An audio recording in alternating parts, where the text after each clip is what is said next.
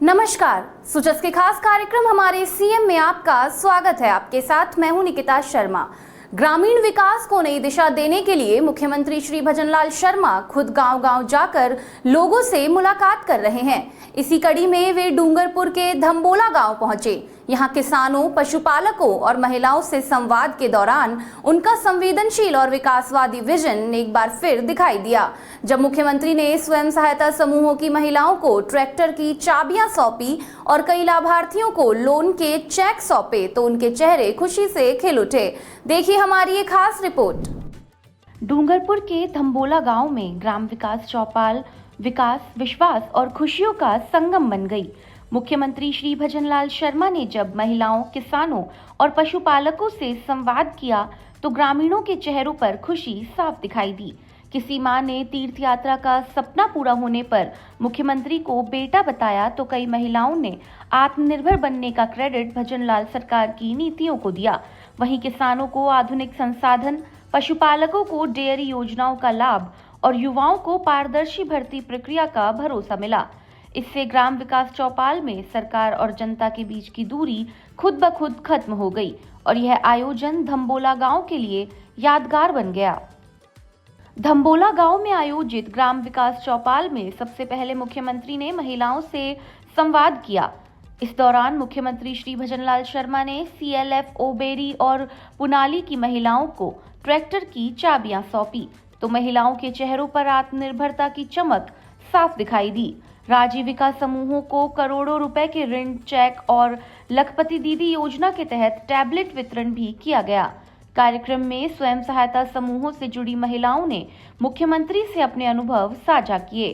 सीता हड़ात ने बताया कि अब वे परिवार ही नहीं पूरे गांव की आर्थिक ताकत बन रही हैं। मैं राजीविका में 2016 से जुड़ी हुई हूँ और मेरे को सर पहले ये जानकारी नहीं थी। मैं पढ़ी लिखी तो थी लेकिन मेरे को ये पता नहीं था कि मेरे को शादी होने के बाद में मैं पढ़ी लिखी हूँ तो मुझे आगे और भी कोई करना चाहिए।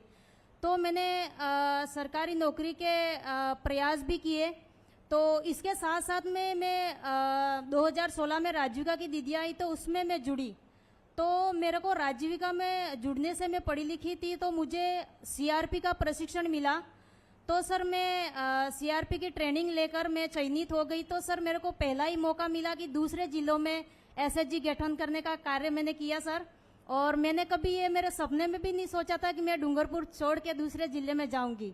और पहले तो सर मैं मेरे घर के आसपास वालों को भी नहीं जानती थी और उनके घर पे भी नहीं जाती थी सर। और आज मैं कोई भी सरकारी विभाग हो, बैंक हो, कोई भी ऑफिस हो, कोई भी काम हो, किसी का कोई भी काम हो तो मैं निसंकोच वहाँ पे जाती हूँ सर। और सर मेरे को राजस्थान के हर एक जिले में मेरे को जाने का मौका मिला SHG गठन करने का।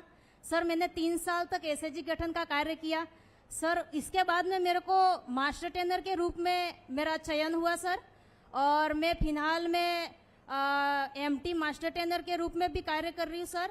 और मैं स्टेट लेवल पे भी कई मेरी राजीविका की दीदियां हैं उनको खाद्य पोषण, स्वास्थ्य एवं स्वच्छता के बारे में मैं प्रशिक्षण दे चुकी हूँ सर। और कम से कम सर मैंने 10 से 12 हजार महिलाओं को मैंने खाद्य पोषण, स्वास्थ्य एवं स्वच्छता के बारे में ट्रेनिंग दी है सर। और सर ये जानकारी सर मेरे को भी पहले नहीं थी कि वास्तविक में हमारे खुद के स्वास्थ्य पर इतना ध्यान देना चाहिए सर। घर की पूरी जिम्मेदारी महिलाएं उठाती है सर। तो वो ही स्वस्थ नहीं रहेगी तो उसके परिवार को सर कैसे आगे बढ़ाएगी। और अगर कुपोषित और कमजोर होगी तो भी उसका आने वाला जो भी बच्चा है वो भी कुपोषित और कमजोर होगा तो सर उसका शारीरिक और मानसिक विकास सही ढंग से नहीं हो पाएगा तो वो शिक्षा के स्तर में आगे कैसे बढ़ेगा सर। तो मैंने मेरे जीवन में सोचा नहीं था कि हमारे खुद के स्वास्थ्य पर भी इतना ध्यान देना चाहिए सर। राजीविका से जुड़ने से पैसा ही सब कुछ नहीं होता सर। हमें कई प्रकार की जितनी सारी सरकारी योजनाएं उन सब सरकारी योजनाओं से मैं जागरूक हुई हूँ सर। और मैं कई महिलाओं को ये जानकारी देती हूँ कि पैसा ही सब कुछ नहीं होता, परिवार में संस्कार भी अच्छे होने चाहिए। और ज़्यादा सर मैं शिक्षा के ऊपर मैं ज़्यादा फोकस करती हूँ। जहाँ कहीं भी मैं प्रशिक्षण देने के लिए जाती हूँ तो वहाँ पे मैं महिलाओं को यही कहती हूँ कि अपने बच्चों को अच्छी शिक्षा दीजिए। और पहला गुरु अपने माँ बाप ही होते हैं। जैसे घर में जैसा व्यवहार होता है वैसे बच्चे एक छोटा पौधा होते हैं तो उस पौधे को किस तरीके से पालन पोषण करके उसको बड़ा करना है, हरा भरा करना है, वो सर एक महिला ही कर सकती है। तो सर इतनी जानकारी मेरे को नहीं थी सर, पहले मैं राजीविका में नहीं जुड़ी थी तब सर। और सर मेरी आर्थिक स्थिति बहुत ही ठीक नहीं थी। मेरे को सर साबुन की, कपड़े धोने का, नहाने का, घर में तेल के लिए तो मेरे को बोलना पड़ता था कि साबुन खत्म हो गया है, ला के दो, यूँ कहना पड़ता था सर। और सर मैं राजीविका में जुड़ी तो मैं खुद अभी जो भी सामान मेरे घर में राशन खत्म हो जाता है तो मैं पहले से ही ला के रख देती हूँ और मेरे घर में किसी को पूछती नहीं हूँ। सर मेरे 2 बच्चे हैं सर, मेरा यही सपना है मैं आपकी सरकार बनी तब से हमको एक से एक बढ़ के हमें योजनाएं मिल रही है सर। लखपति दीदी योजना है, हमको ऋण की भी आसानी से उपलब्ध है सर। हमको कौन पहचानता था, किसी के घर पे जाते थे हमको कौन पैसे देता सर, हमारी कोई जान पहचान ही नहीं थी सर। और सर आज मैं कहीं भी जाती हूँ तो सर बाजार में अगर किसी सामान की आवश्यकता है तो बोल देते हैं मैडम ले जाओ, पैसे नहीं हो तो बाद में भी दे देना सर। तो सर मैं आपसे यही कहना चाहती हूँ कि अगर मैं आपकी ये योजनाएं नहीं होती, अगर सर मैं सरकारी नौकरी करती तो भी मेरे को इतना आगे बढ़ने का मौका नहीं मिलता सर। और आज मैं आपसे फेस टू फेस ये बात करने का मेरे को मौका मिला है सर। ऐसा तो गवर्नमेंट जॉब करने के बाद में भी सर इनको भी नहीं मिलता है सर। और सर मेरे को हैदराबाद जाने का फ्लाइट के माध्यम से मैंने कभी सोचा ही नहीं था सर। और मेरे साथ में मैं राजीविका में जुड़ने के बाद में जो नहीं सोचती वो मेरे साथ में हो जाता है सर। तो मेरे को कई बार, और सर घर परिवार में किस तरीके से रहते हैं वो जेंडर का भी हमें पोषण सखी के रूप में भी कार्य करती हूँ। तो मेरे को सर हर तरीके की जानकारी मेरे को राजीविका में जुड़ने के बाद में सर, मैं पैसा ही सब कुछ मायने नहीं रखती हूँ सर। और संस्कार बहुत ही जरूरी होता है। बहुत अच्छा, बहुत अच्छा। तभी सर देश का विकास। अब आप बहनों को क्या कहना चाहेंगे?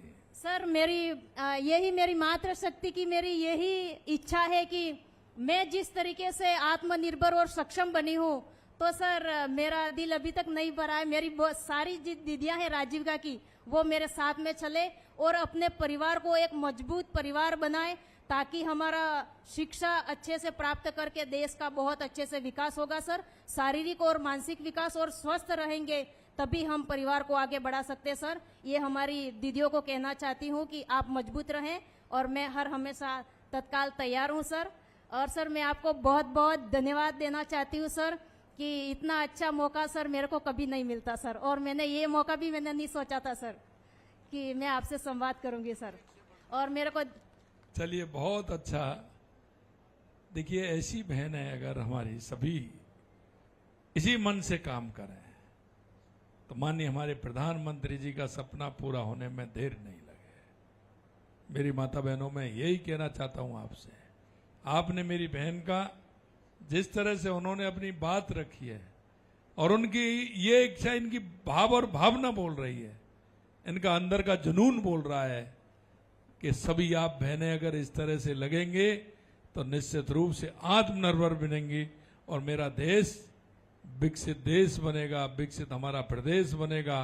और स्वामी विवेकानंद जी ने कहा था कि 21वीं सदी भारत की होगी तो उसमें हमारी माता बहनों का सबसे ज्यादा योगदान होगा, तो हमारी माता बहनों का होगा। वरिष्ठ नागरिक तीर्थ यात्रा योजना की लाभार्थी गंगा देवी पाटीदार ने भावुक होकर कहा कि मुख्यमंत्री जी ने बेटा बनकर हमारा तीर्थ का सपना पूरा किया है। इससे कुछ देर के लिए चौपाल का माहौल तालियों से गूंज उठा। અમે જાત્રા કરી સાબ તમાર कृपा थकी ने अच्छू રહ્યું हमारे जातर में। आपको कोई परेशानी तो नहीं हुई यात्रा में? ना, अच्छू રહ્યું हमारे यात्रा में, बढ़िया। हमने रेल में लग जा, रेल में ऐसी थी, हमने कोई बात नहीं, तकलीफ नहीं आई साहब ने पोताना बेटा ने करावे एवी तमे हमारा बेटा धर्मना। देखो मेरी माता बहनों, अच्छी जातर करावी, हमने सब टाइम में मल्यू, नाश्ता मल्यो, खावा मल्यू, चाय मली, हमने सब अच्छू मल्यू। हमें अच्छू जातर अच्छी करी। हमें रामेश्वरनी जातर करी, हमें मदुराईनी करी साहब ने, हमारा बढ़िया रही। बहुत अच्छा माता जी। हमने तो हमारे लॉटरी में नंबर आ गया साहब, तो हम 22 मार्च को यात्रा में गए। डूंगरपुर जनप्रतिनिधि पूर्व मंत्री महोदय जी ने छोटा कार्यक्रम रखा था, उसमें दिशा निर्देश दिए और हरी झंडी दिखाकर हमको रवाना किए। हम ट्रेन में, ऐसी ट्रेन में अच्छी तरह से यात्रा की। रेलवे के अंदर हमारा खाना पीना, नाश्ता और चादर का किट, रुमाल, तेल, साबुन, शैम्पू और छाता, टोपियाँ, ये सारे हमको सामग्री दी। और बड़े आनंद के साथ में हमने रामेश्वर यात्रा की। फिर वहाँ से मीनाक्षी मदुरई गए और फिर वापस रवाना हुए। तो हमारी यात्रा बहुत ही अच्छी रही। खाने पीने की व्यवस्था भी अच्छी रही, कर्मचारियों का व्यवहार भी बहुत अच्छा रहा। 2-4 शिक्षक बंधु लगाए थे प्रभारी के रूप में कंपार्टमेंट में, तो वो हर समय घंटे 2 घंटे में हर यात्री से संपर्क बनाए रखा।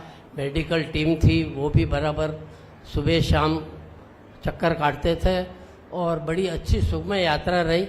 और मेरा अनुभव रहा साहब कि सतयुग में श्रवण कुमार जी ने यात्रा कराई है अपने माता पिता को, उससे भी बढ़कर आपने हमारी यात्रा कराई है। और आपको और मोदी साहब को दीर्घ आयु दे और ऐसी योजना को और कारगर रूप से चलावे, ताकि मुझ जैसे बुजुर्ग यात्रा पैसा भी नहीं जोड़ सकते और यात्रा भी नहीं कर सकते साहब। लंबी दूरी की यात्रा, कोई 4-5 हज़ार किलोमीटर दूरी की, और बड़े आनंद से हमने यात्रा की साहब।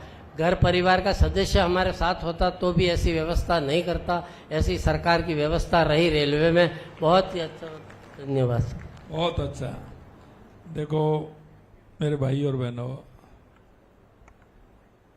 ये जीवन का सत्य है। जब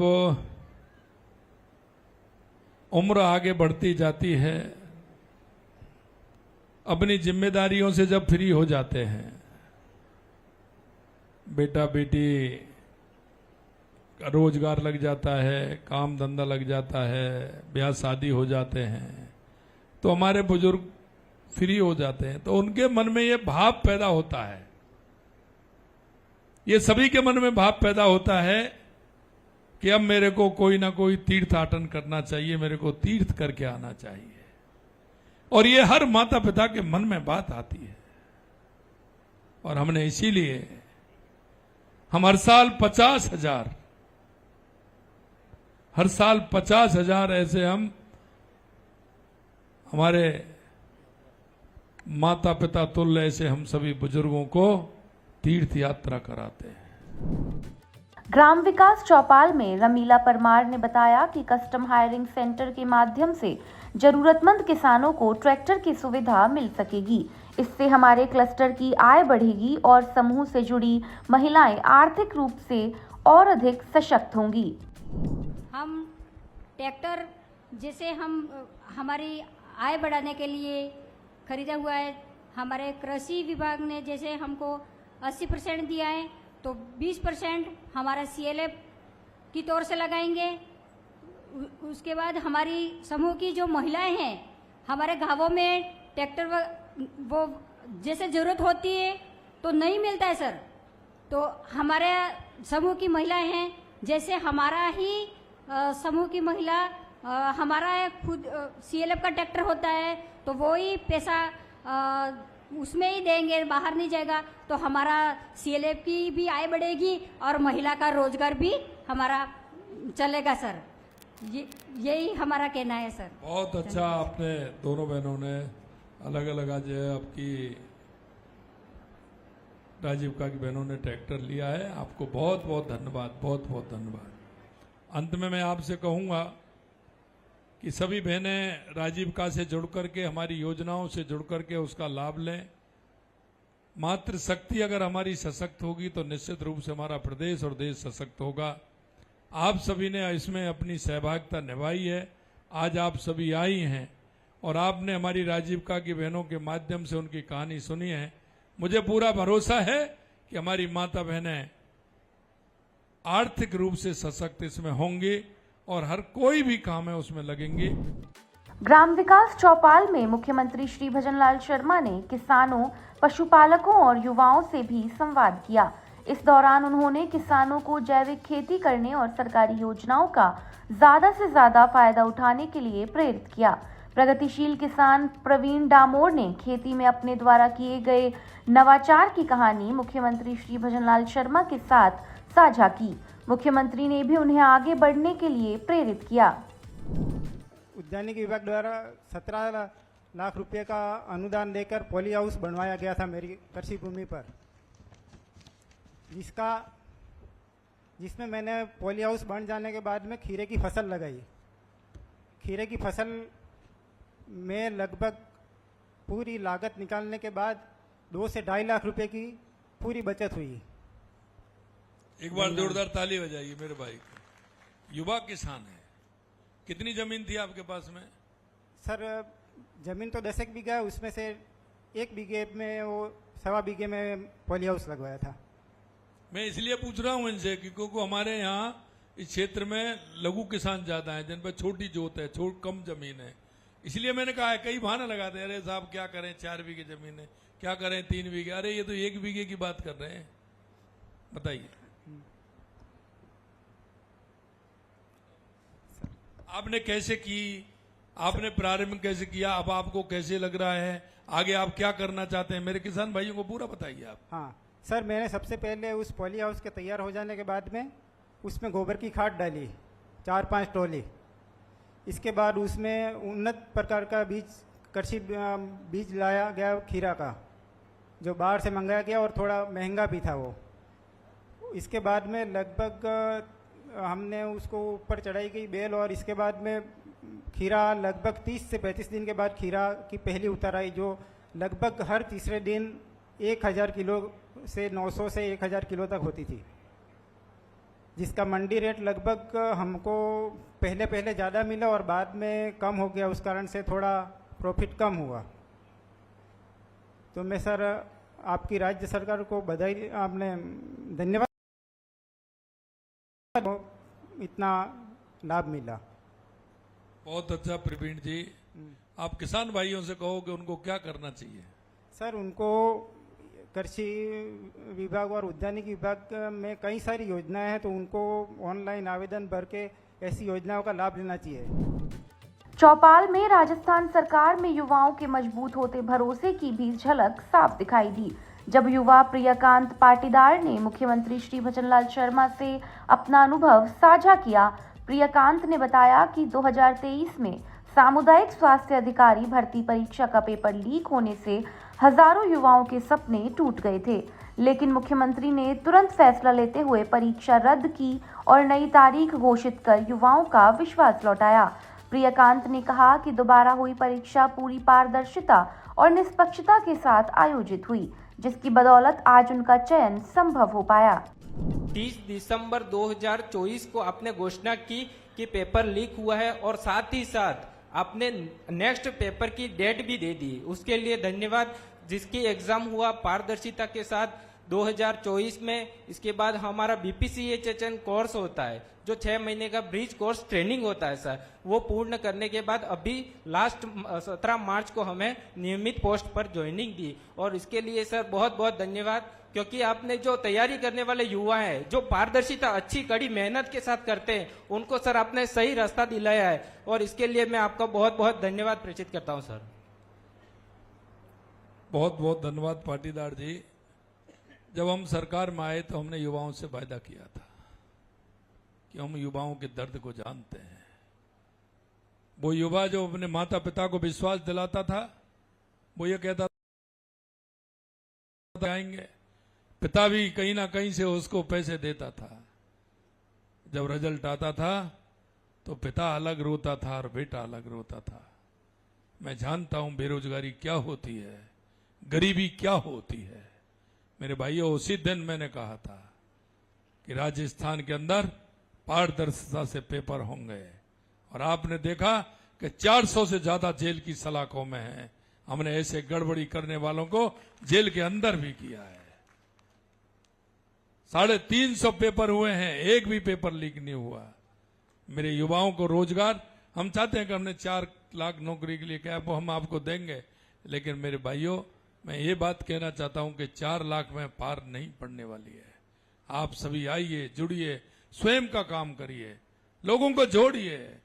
आपको सरकार पूरी तरह से, और मैं हमेशा कहता हूं जो अपना काम थोड़ा सा आगे बढ़ाएगा वो नौकरी करने से बाद वाले से ज्यादा कमाएगा और लोगों को भी रोजगार देगा। ये हमारी खूबी है। पटवार भर्ती में चयनित युवा देवर्ष भट्ट ने भी मुख्यमंत्री श्री भजनलाल शर्मा के सामने अपने मन की बात रखी। उन्होंने कहा कि पहले भर्ती परीक्षाओं में लगातार गड़बड़ियों से युवाओं का मनोबल टूट जाता था, लेकिन पिछले 2 सालों में व्यवस्था बदलती दिखाई दी है। देवर्ष ने बताया कि अब वैकेंसी समय पर निकल रही है और ज्वाइनिंग भी समय पर मिल रही है। यही वजह है कि युवाओं का सिस्टम पर भरोसा फिर से मजबूत हुआ है। क्योंकि ग्रामीण पृष्ठभूमि से आता हूँ, इसलिए कहीं न कहीं राजकीय सेवा से जुड़ने की इच्छा कहीं न कहीं मन में थी कि वापस एक बार गाँव की ओर लौटे, घर के पास रहें, कहीं न कहीं एक सरकारी नौकरी में जुड़े तो ठीक रहता था। पर पिछली कुछ भर्तियों में जिस हिसाब से भर्ती कहीं न कहीं पेपर लीक हो जाते थे, पेपर डिले हो जाते थे, तो वो मोरल डाउन हो जाता था। तो पिछले 1-2 साल से हमने ऐसा देखा कि जब वैकेंसी का नोटिफिकेशन निकलता है, सुचारू रूप से टाइम टू टाइम उसकी एग्ज़ाम हो जाती है, उसकी ज्वाइनिंग हो जाती है, और रिजल्ट जिस हिसाब से निकलता है कि नाम आता है, नाम के साथ रोल नंबर आता है, माता पिता, उसके मार्क्स कितने हैं, तो वो जो पारदर्शिता बढ़ी है, वहाँ से हमारा मोरल मोटिवेशन वापस बूस्टअप हुआ कि हम अब एग्ज़ाम दे के वापस राजकीय सेवा में जुड़ सकते हैं। तो मैंने सितंबर में एग्ज़ाम दी थी सर, डॉक्यूमेंट में समअप कर पाता, मेरे डॉक्यूमेंट में इकट्ठे करता, उससे पहले मेरी ज्वाइनिंग हो गई, और अभी फरवरी में मैंने एज अ ट्रेनी पटवारी डूंगरपुर जिले में ही ज्वाइन किया है, और इसके लिए मैं बहुत बहुत धन्यवाद आपको देना चाहता हूँ। सरकार का बहुत बहुत आभार। चलिए, बहुत अच्छा भट्ट जी, आपको बहुत बहुत शुभकामनाएं, आपके परिवार को शुभकामनाएं।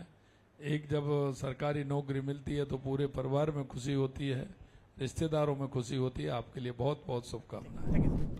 मुख्यमंत्री श्री भजनलाल शर्मा ने कार्यक्रम के दौरान विभिन्न योजनाओं के तहत लाभार्थियों को ऋण चेक और आर्थिक सहायता भी वितरित की।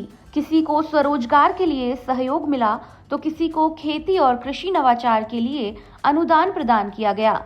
इस तरह धम्बोला में आयोजित ग्राम विकास चौपाल में महिला, किसान, पशुपालक और युवाओं के चेहरे पर बदलाव की झलक साफ नजर आई। मुख्यमंत्री का यह दौरा ग्रामीण विकास का नया रोड मैप तैयार करने की दिशा में महत्वपूर्ण कदम साबित हुआ। सुजस के खास कार्यक्रम हमारे सीएम में फिलहाल के लिए इतना ही। फिर मिलेंगे किसी और नई खबर के साथ। तब तक के लिए देखते रहिए सुजस समाचार। हमारे चैनल को लाइक, सब्सक्राइब और शेयर करना ना भूलें। धन्यवाद।